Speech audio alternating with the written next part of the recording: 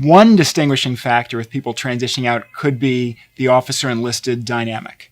And I don't want to paint too broad a brush because every individual is different, but anecdotally what we've learned working with a lot of veterans is very often the officers might be overconfident in their abilities stepping into the civilian world, whereas perhaps the enlisted don't understand the full value of what they bring.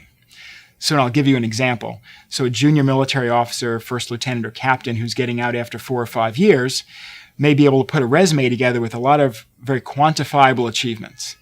So led X number of missions, moved Y number of containers across the world, in charge of Z number of people and their families. So you can really get an inflated sense of self when you start looking at this list, and certainly great accomplishments, but there's important facets of what people are doing in the civilian world that might be equally as stressful, also require a lot of thought or perseverance or, any number of traits and competencies.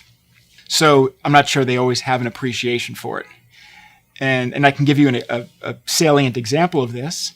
I was talking to a retired general officer, and she had a very long list of accomplishments and had worked with the civilian world to a certain degree. And I was asking her, okay, well, what's your next plan? And she was hoping to be a CEO of a small to medium-sized company. And I said, well, you've told me a long list of experience, but how are you going to demonstrate to a company that you understand how to run a P&L? And she asked me, what's a P&L, or profit and loss statement? So, those are very important gaps. If you don't understand how to generate sales and manage your revenue, that's a core function of a company that you're missing, and you might not even know you're missing it.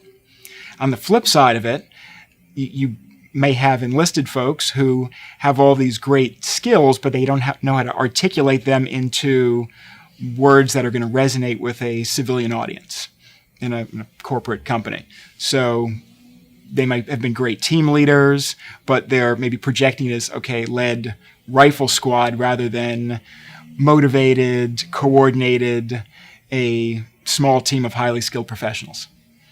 So I think it's sort of having some self-awareness around knowing where you fall realistically in the job market. Both, could be greater than you think, could be maybe in your mind taking half a step back, but ultimately you want to land in a place where you're successful. What is Korn Ferry Advance? Tools and guidance to move your career forward. Check it out here on YouTube or connect with a coach at kfadvance.com.